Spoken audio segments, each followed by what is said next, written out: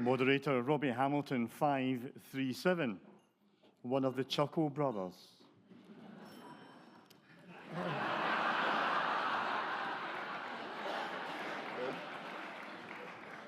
I'm afraid, Convener, you've run out of time. We move to the next one.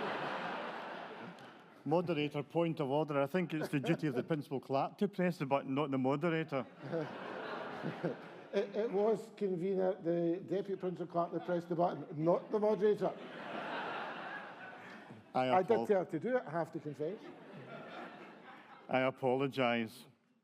When I heard that we had been remaindered because of tinnitus, I thought I had been reprimanded. But I realised I was quite happy for us to be moved to today because there were some meaty items for the Assembly to deal with the other day. When I received a phone call over a year ago inviting me to become the convener of Romcom,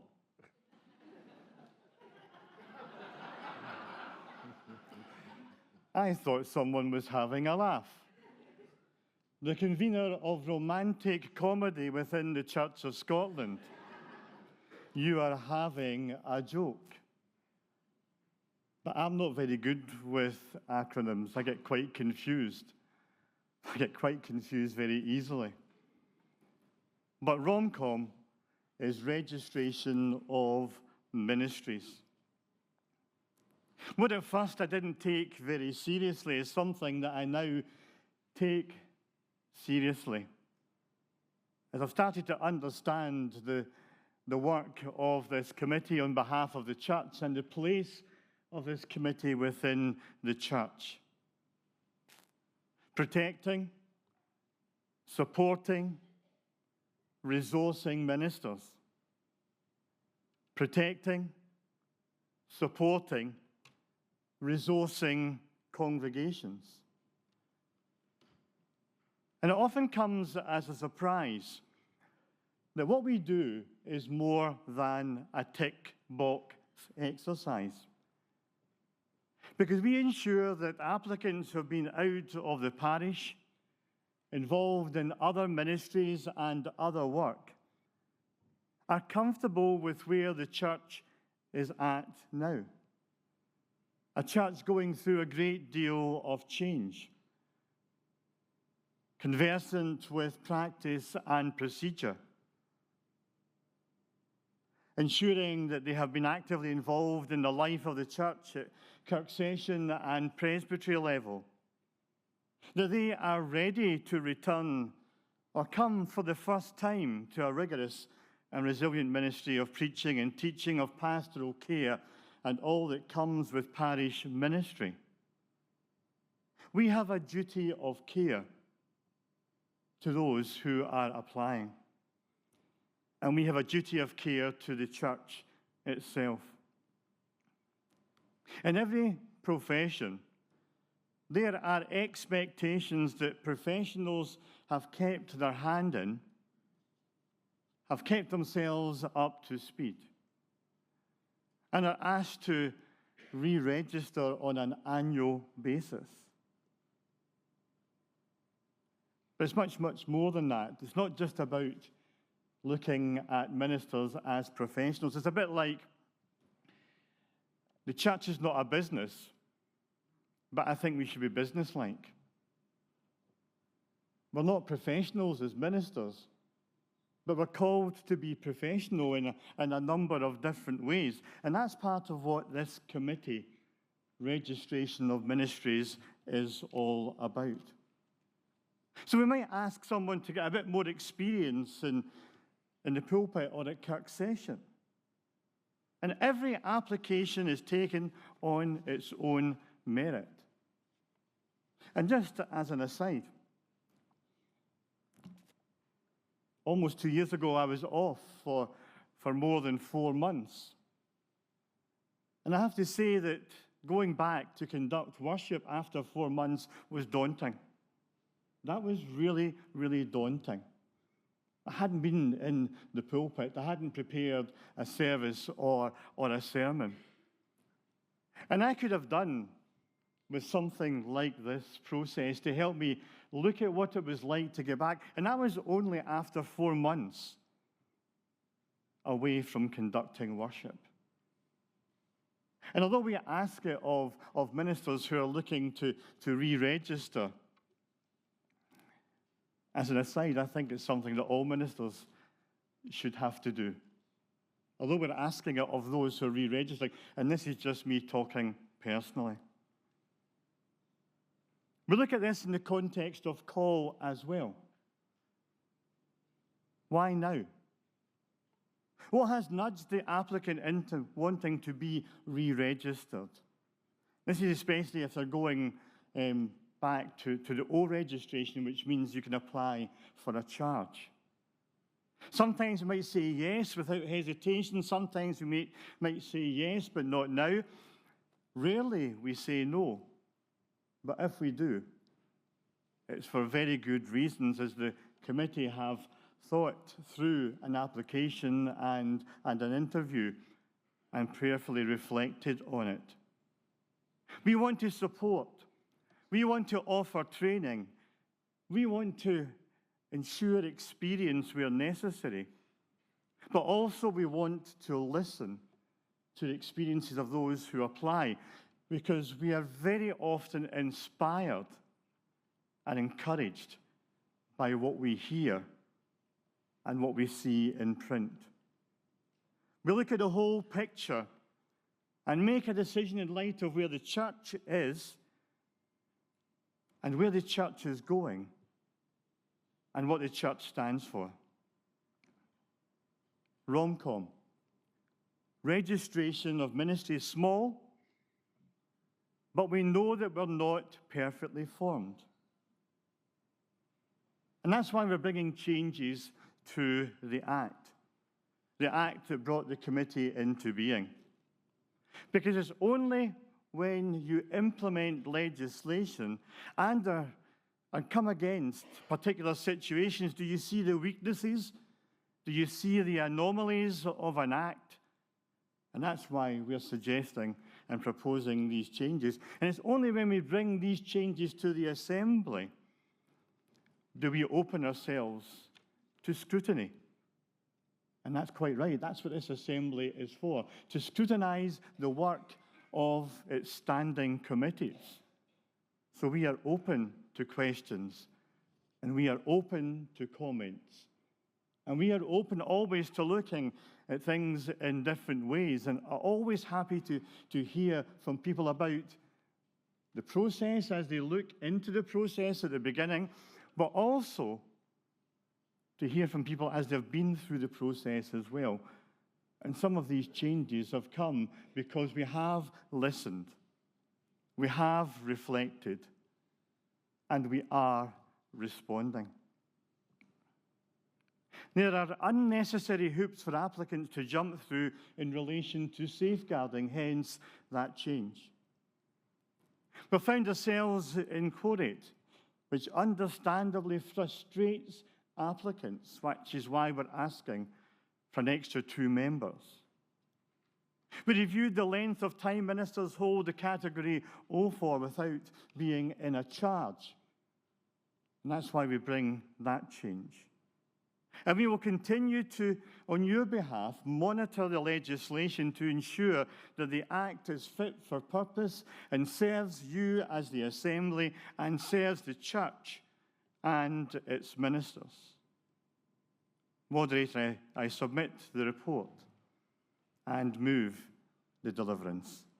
Thank you. Seconded. Okay, report's been moved and seconded. I've got notice of 2 questions and a comment at the moment, so I will hear from Caroline Porter and then Brian Kerr. Online. Hi, moderator. My question is very simple.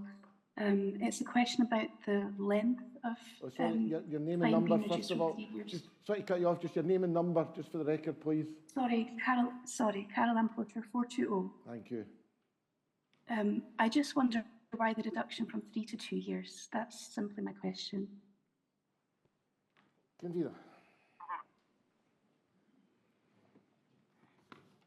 Moderator Robbie Hamilton 537, we were nudged into looking at this change because we recognised that graduate candidates now have to have their their candidature validated on an annual basis, up to 3 years, and then have to look at re-registration. So we just think about, well, are 3 years enough? Or is that too much? And so we looked at the 3 years. We thought of going to 1 year, because the graduate candidates have to be validated every year by a presbytery. We're thinking that would be consistent practice with candidates coming in and with ministers coming back in. We thought but we thought that perhaps that would be too cumbersome for the committee, but also we thought that a year would be too much to ask. And so we think that because the church is changing so quickly, because procedure is changing so quickly, because of the experience of people, of being out, it's sometimes difficult to get back in.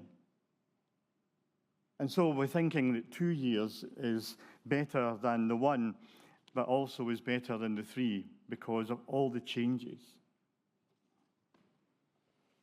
Thank you. Brian Kerr. Moderator Kerr, 227, thank you. It's also on the length of validity. I'm not sure whether I agree with the reduction to 2, but technical question, in terms of those who may have demitted their charge last week and would have had a 3-year registration period, will that remain, or is it all going to go from 2 from now? Somebody who demitted on the 1st of March, for example, will that suddenly, will they find themselves having to reapply if they wanted to after 2? Moderator Robbie Hamilton 537. We don't do respective legislation in the Church of Scotland. So it would be from anybody applying from or demitting from the 1st of June. I was hoping the convener's answer would be longer to give me a chance to finish the jelly, baby. I've just had. Caught in the act. I have a question from Jeff Berry and then David Locke.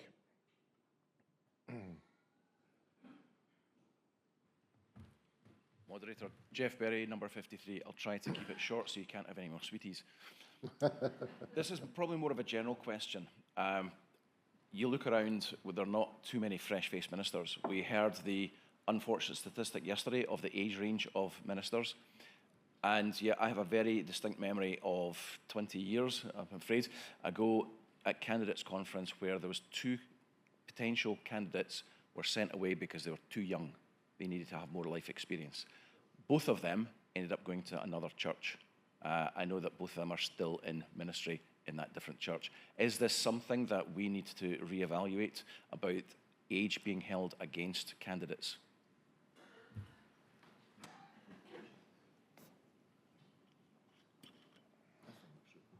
Moderator Robbie Hamilton 537. I'm going to do a Liam Fraser because he was very good the other day at batting bits of information and subjects to other committees. That really is something to look at under the Faith Action, and I would suggest that you would ask that question of Faith Action. Thank you. Thank you. David Locke.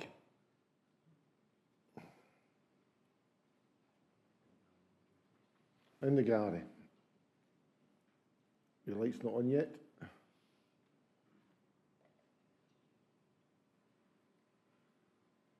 You haven't seen the light, and I certainly haven't seen the light. I will not make a theological comment about that. There you go, you're free to speak. Thank you, Moderator. David Locke, 363. Again, the age in 2 years. At some point in the not too distant future, I will retire. And so but I want to stay active. I'm not dead yet. What will I have to do after 2 years to stay active with an O category?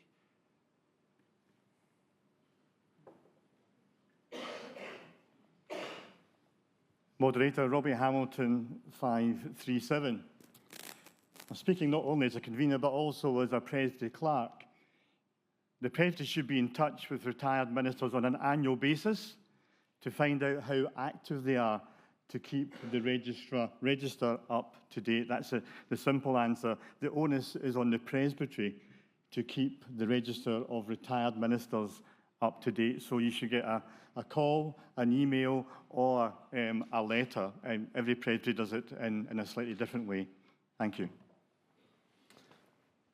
I am not aware of any other questions, so I'm going to put section 1 to Assembly, and then we'll take a couple of comments. So the Assembly prepared to accept section 1. Receive the report.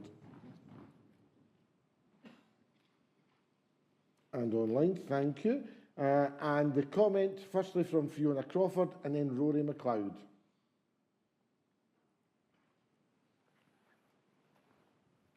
Moderator, thank you. Fiona Crawford, 186, and anxious not to make a nuisance of herself today. My comment, convener, is in the spirit of the openness and the opportunity to learn together. And it's in relation to point 2 of the report regarding assistant ministers. And as we heard with my question to the nominating committee, perhaps an unintended consequence of having assistant ministers as e-status means that there's a large question mark over whether they are able to offer their skills to the national committees. And I've made a comment, not a question, but it's just the sense that it'd be good possibly to have that tidied up a wee bit, that it's clearer, that it's not a kind of jury's out, maybe's aye, maybe's no, whether or not we're able to apply.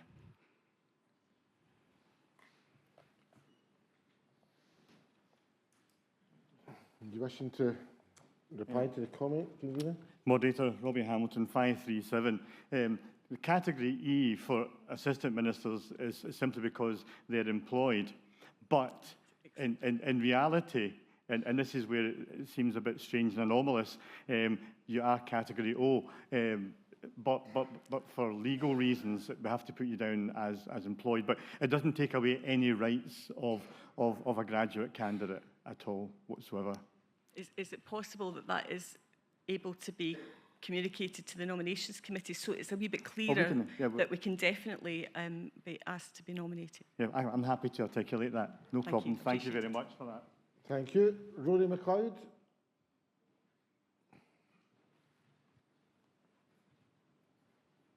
That's you. Thank you, Moderator. MacLeod, Ceir Hun Jacques, MacLeod 417. I address the convener as a fellow clerk. Soon after the birth of Claire Ellen E, we were presented with a sensitive issue with a registration of ministries dimension, and the convener intervened with compassion and swiftness, and that was very helpful and reassuring in resolving, or at least progressing with that case. And credit where it's due, I'd like to express the appreciation of Claire Ellen E. Thank you. Now, I've got notice of an amendment to section 2 in the name of Elspeth Mackay, and I'll perhaps ask, she's online, but I'm going to ask the Deputy Clerk to read out the amendment. So, Assembly, the amendment is amend section 2 by adding at the end, but further amended by the deletion of paragraphs 1, 2 and 3 of the proposed amending Act. And those relate to the Category O registration remaining in force for 2 rather than 3 years. Okay, and then I'll ask Elspeth if she wishes to speak to her amendment. Thank you, Moderator. 366, Elspeth Mackay. Now, I find myself confused, perplexed, and maybe even perhaps vexed at the proposal in section 2 of the deliverance, which I think might have been eased a little if each amendment to the Act proposed by the committee were put in a different section of the deliverance to that, but now we'll go to the point at hand. I would like to propose the amendment to section 2 of the deliverance to delete the paragraphs 1, 2 and 3 of the proposed amending Act. This is primarily because I am not convinced that a change from 3 years to 2 years is needed or indeed has any merit. I am not sure what is meant in the report in section 3 that the move from 3 years to 2 is to, and I quote, maintain the integrity of the process. What does that mean? Why would keeping the length of time to 3 years abandon that integrity of process? Do you really think that 12 months is going to make a lot of difference? I'm also not convinced that I know exactly what the perceived problem is with the status quo and what justification there is with the change. To me, it seems to be an unnecessary administrative hoop that needs to be jumped through. Frankly, thankfully, I haven't jumped through hoops since primary school and see there is absolutely no need to do it every 2 years, even every 3 years is perhaps far too much jumping for me. But my amendment will ensure that the status quo is kept, that every 3 years be kept, as I cannot see any rationale or reason as to why the 3 years has to be changed. Moderator, I move the motion in my name and I have a seconder. Okay, seconded. Thank you. I've got a question from Erica Wishart.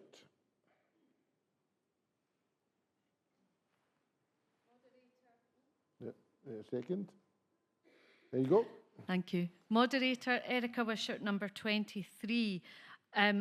My question, the first part of my question has actually already been asked by Carol Porter, so thank you, Carol. It was about the length of period during which someone would remain qualified to seek parish ministry or re-entry to parish ministry.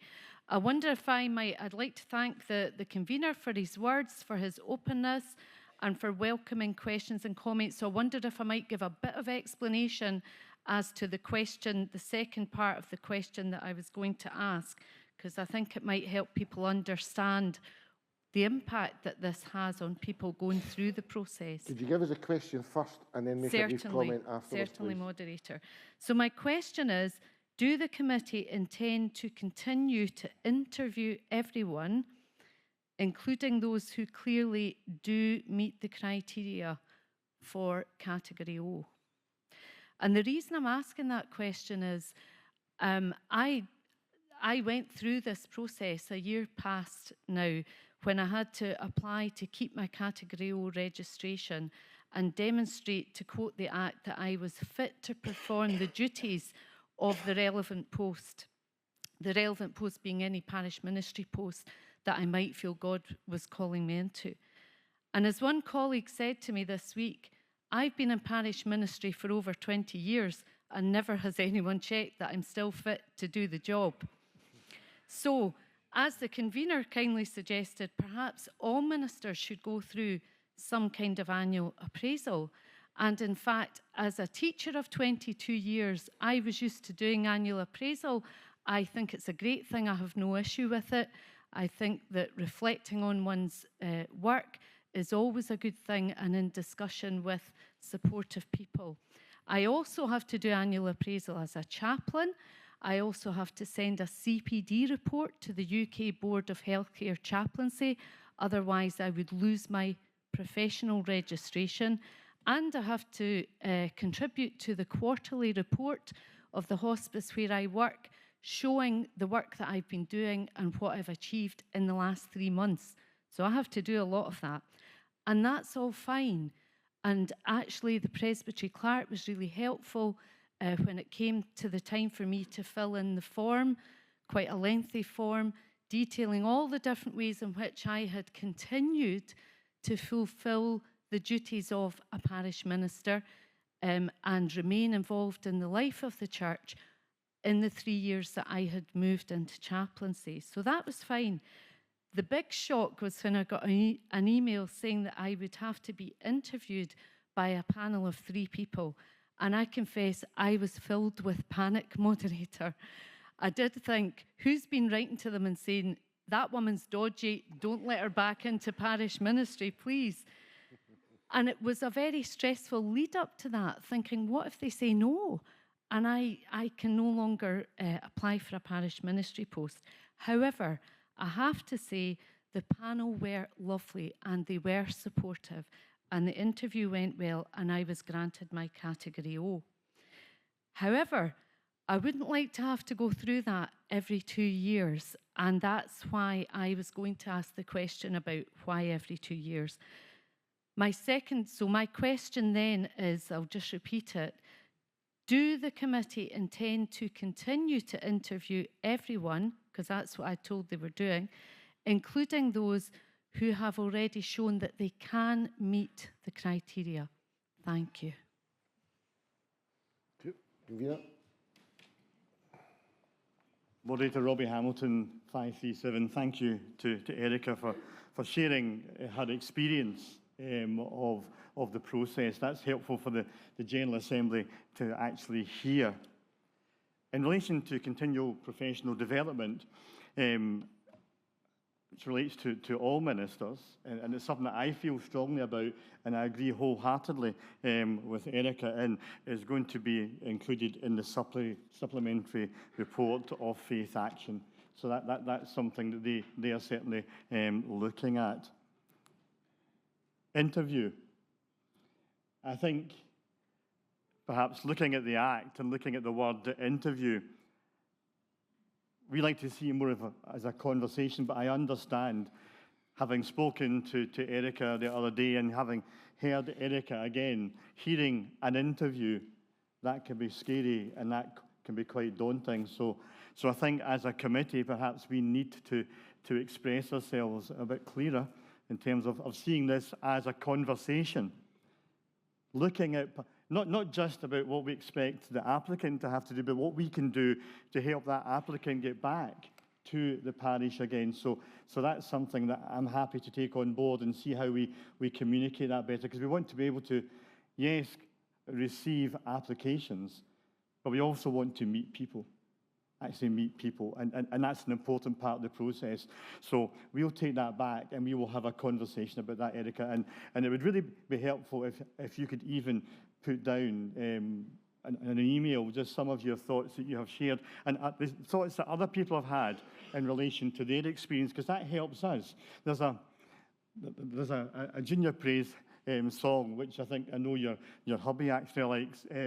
It's called Kids Under Construction, Maybe the Paint is Still Wet. And the paint is still wet in this Act. And we are still learning. And we are still listening. And we will continue to do that. Thank you, Moderator. As a point of order come in the name of Brian Kerr, so we stop everything and we deal with the point of order.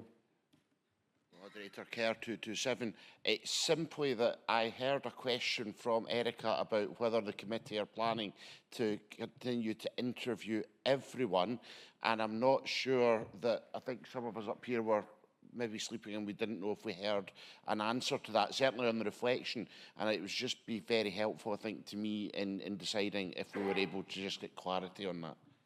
Convener Robbie Hamilton, 537. I did say, but I perhaps didn't use the word interview. We want to continue to meet and converse, and yes, under the Act as it is in the moment, we will continue to interview everybody, because there's an important... One of the reasons the Act was brought in was to ensure a consistent approach across the board. Consistent. So we're trying to continue that consistency in treating everybody the same, and that's why we're doing it the way that we are doing it. Thank you. Thank you. Question in the name of Ben Thorpe, and then we'll go to Caroline Porter, who's got a comment to make. We'll start moving to comment. So Ben Thorpe. Thank you, Moderator. Ben Thorpe, 181. Thank you to Erica for clarifying actually what happens, because I don't know. I apologise for my ignorance. It would be helpful, though, to know what is the cost in terms of time and money for each candidate going through the process? Because obviously if we reduce from 3 years to 2 years, it increases that cost. And also how many on an annual basis are we talking about? Thank you.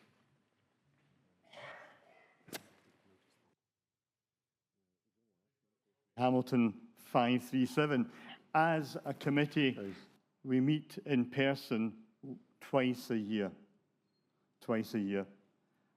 All other times we try to interview people online and aware of the budgetary restraints on the church. And you'll see from the report there were 4 applications for Category O registration and we also had 3 applications for those seeking return from suspension. So that's the details of the numbers. Statistics are all 6 in the report. Thank you. Right, I'm going to move to Caroline Porter, then Fiona Bullock, and then Neil Dougal. And can I just, I don't want to stifle debate, but can I just encourage you to be quite succinct, because we've still got the supplementary report from the Faith Action leadership team. But Carol Ann, first of all, online. 420 Carol Ann Porter. I would like to support Elspeth and suggest that, as the convener says, the journey is not the same for everyone. The convener was absent for 4 months. I was absent for 4 years, and that was what I needed. I demitted a charge I felt called to. I said goodbye to a congregation I loved. I moved from a parish I felt at home in. And it wasn't a decision that I made lightly. I did it it wasn't a rejection of my call. It felt like protecting my call, because it gave me the time I needed to rest and care for my young family. And when I was rested and when I was ready, God called me back, and there was no doubting it. I'm worried when I hear the convener speak about being more businesslike, because no disrespect to the people involved, it felt very businesslike, and it felt far more daunting going through the process than standing in the pulpit after 4 years. Far more daunting. And I would love for the committee to look at the language it's going to use around all of this, and the unique nature of people's journeys and their stories and the things that they go through and the things that they bring to ministry, and perhaps to give weight to the fact that, you know, the church that calls us and that invests in us in so many ways, well, I thought I would be welcomed back more warmly and enabled, and it did feel very businesslike, and it felt tough. And I remember thinking, if I'd known it was going to be so hard, I might never have walked away. And walking away for a bit was what I needed, and really what the church needed. So that's my comment, please. Just a plea for a pastoral intent, and perhaps to lose the language of being businesslike. Thank you, moderator. Thank you. Fiona Bullock. Moderator. Fiona Bullock 299. I'm online. Can you hear me? We've got you now. If you give your name and number, please. Thank you. Fiona Bullock 299. Forgive me, Assembly, my comment is phrased as a question, a rhetorical question, if you will. Given the need for movement to allow presbytery mission plans to progress, I wonder, can we really afford to discriminate against those who demit their charges? Thank you.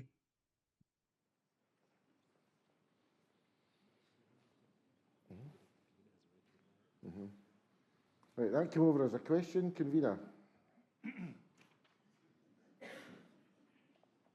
Moderator Robbie Hamilton 537. We don't believe this is discriminatory at all, because you could argue that for the 3 years as well. You could argue that for whatever. If you put down a number of years, if you see that as discriminatory, it wouldn't matter whether it was 2 or 3 years. So, but we see it as looking at, yes, we're looking at competency, and that's where the professional side comes in. But we also look at the call. We also look at pastorally, and that's what we are trying to do just now. I can't speak for anybody who's done anything else in the past. I can only speak about what we have tried to do over the past year. And that's try to fulfill the requirements of the Act of a General Assembly, but in a pastoral way. We have attempted to do that as best we can. And we have said to the General Assembly today that we are listening. We are listening. We want to hear your stories. I have already said that we will look at changing words. We will look at changing language. I've already said that. And I give that assurance again to the General Assembly. Thank you. And perhaps, again, I don't want to stifle debate, that maybe the last comment before we actually move to dealing with the amendment and section 2. Neil Dougal, online. Moderator, Neil Dougal, number 61.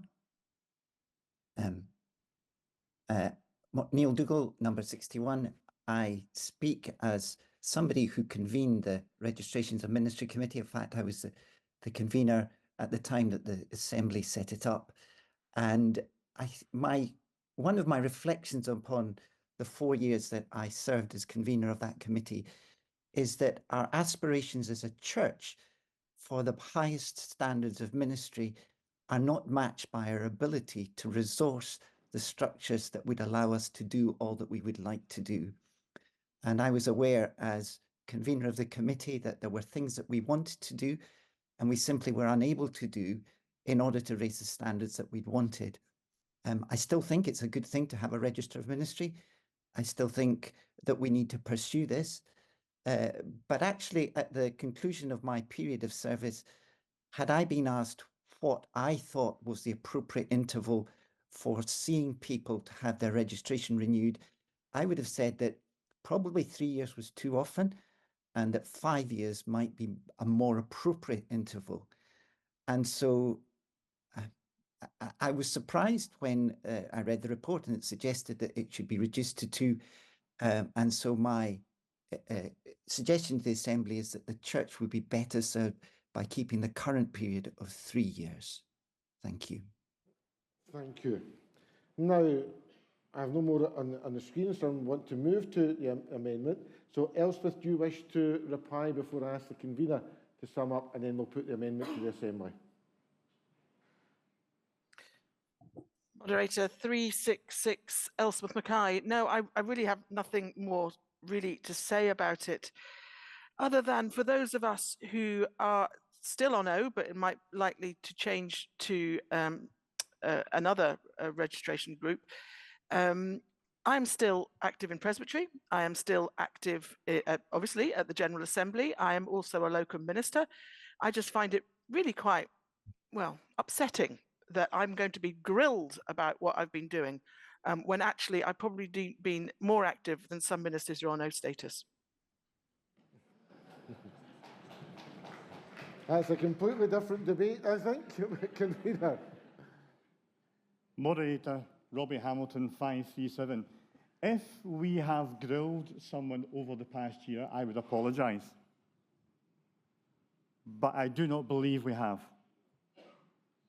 We've maybe asked of some people some difficult and some challenging questions, but we have not grilled them. And I can assure the General Assembly, without going into any confidences, that I stand by that as a convener of your standing committee. Also to say that we're asking people to jump through hoops indicates that this committee is about that tick box exercise I spoke about at the beginning. That's what jumping through hoops suggests. It suggests that we are just ticking boxes, we are just going through the motions, but we are not. We are looking, yes, for a professional standard from our ministers, but we also want to know that our ministers are coming back, are ready within themselves to come back, and that we as a church are able to support them coming back. And that goes back to what Neil has just said. Yes, we need to look at how we support. Your committee put in a lot of time to talk about this particular part of the change of the Act. And on our committee, we have lawyers who have to go through this on an annual basis. And so that's why we had the discussion that we had. But I want to assure you that we do this with the best intentions. Yes, to fulfill an act of the Assembly, but out of a love and a care and a compassion for the church, and a love and a care and compassion for ministers. So I, on behalf of the committee, would resist this amendment, but I did say I'm happy to listen. I'm happy to reflect. As a committee, we're happy to respond. But if the General Assembly has been convinced by other arguments, we will take that on board and we'll accept what you decide. Thank you, Moderator. All right, so we then put to the Assembly the amendment to Section 2, and then, depending on what happens, we then put Section 2 in the print as it is or as amended. So this is on the amendment to it only. We're moving to an electronic vote. Thank you, Moderator. Kirk 532. We're having an electronic vote. We all know what we're doing nowadays with these. It's for and against buttons on the hub and buttons 1 for, button 2 against in the hall. So the vote is now open.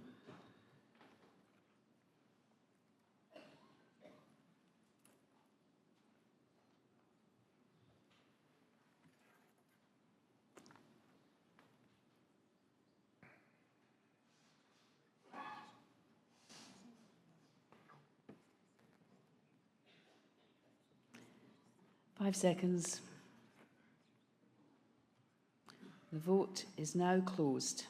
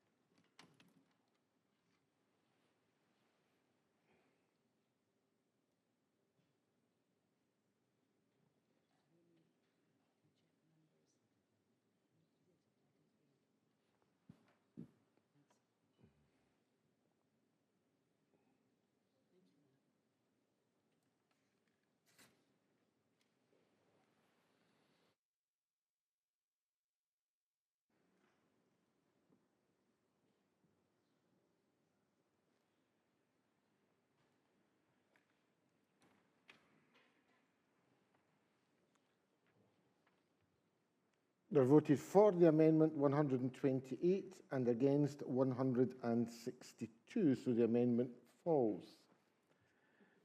I now put Section 2 as in the print to the General Assembly. And online.